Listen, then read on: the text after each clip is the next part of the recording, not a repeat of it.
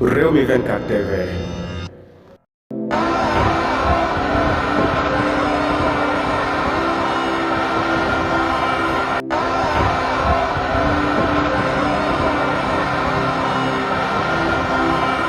mi ngoo ko yéen a ko gis kon tey ca Mbour mu mel ne meeting bi nga xam ne jamono yi coalition Diomaye ñi ngi koy def foofu rek foo sànni mbàtt mu takk askanu Mbour yëpp génn rek daal di wuyu si leen mu doon loo xamante ne tey jii foofee ca Mbour kon daal dinay fees dell ngir rek meeting bi nga xamante ne rek parce que dañ ko faa def tey jii mu doon loo xamante ne ñu bari ci Sénégal ñi ngi wax ne